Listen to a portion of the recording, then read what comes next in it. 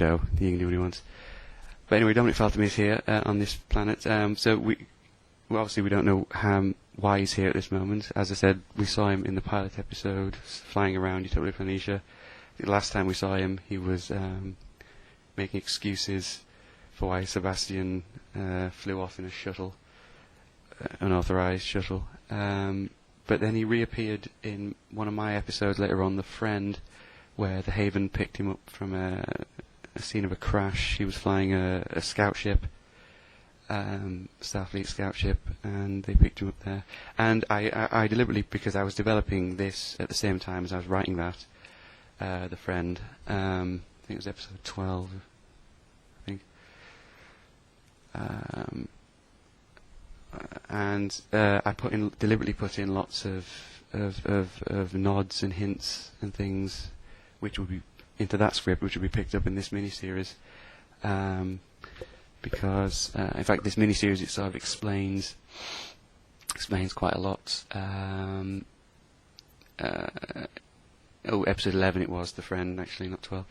But basically we learn in these scripts exactly why Dominic Faltham was working with Starfleet intelligence when previously he was just a few months or even weeks beforehand.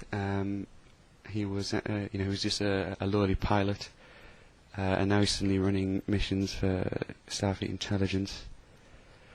We actually learn why here. Obviously he's been gathering information in Gorn space. Well, he's been flying people around who have been doing the gathering. He's just been doing the flying, picking them up and things. And obviously one of his missions ended in a bit of a disaster because he crashed on an ice planet in his scout ship. But this is obviously set a little bit of time after that. And this mission's obviously ended in disaster as well because he's actually been captured by the Gorn this time, not just crashed. So basically explains here that the Federation and the Gorn Gemini have been on friendly terms for a long time, but recently a bit of a political upheaval and things haven't been going so well between them. Starfleet Intelligence has been trying to find out why, since official channels seem to be closed between the two powers, and he's been involved in that. So yeah, and then a Gorn comes, gives him some food, keeps talking. I suppose he's talking to himself here, really, a bit like what I'm doing now.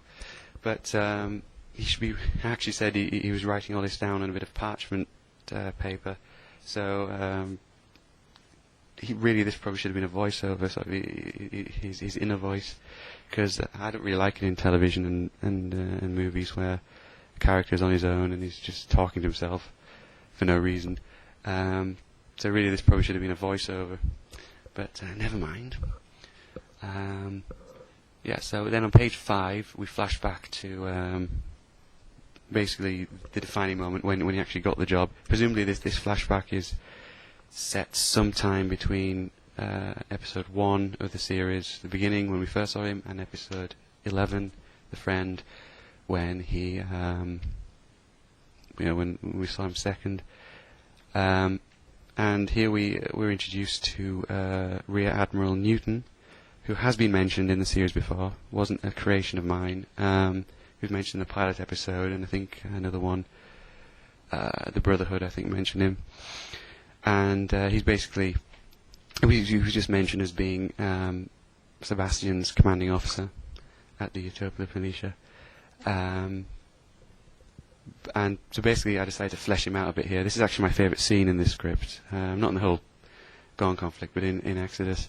This is a flashback. This was actually inspired, while I was working on this I saw the new Battlestar Galactica episode called Hero, which had a lot of flashbacks to when Commander Adama was in charge of the Battlestar Valkyrie doing a mission. And basically, there was a scene where he was talking to a bunch of admirals, and that's what this was inspired by. Also, the USS Vashkar. The Vashkar is actually a sort of a bit of an in nod to my own work. I don't know how many of you have read it, but there was a series It's over at Trek Online at the moment. It's not in development anymore. It's sort of fallen into development hell, as they say. But called Virtual Enterprise, and I actually wrote the.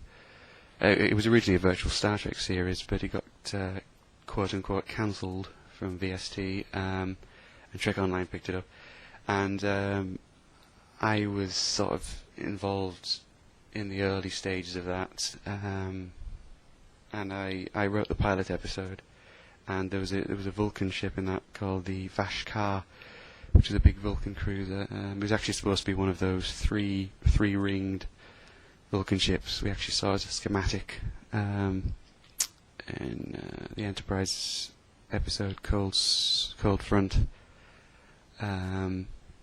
which because I thought was rather cool. It was when Archer looked at Daniels' database from the future, and it had this three nacelle design, and it was supposed to be that, the Vashkar. Obviously here, if this episode is set within my personal canon, this would be sort of named after that ship. But I just sort of a nod to my own work there. Anyway, yes, Rear Admiral Newton.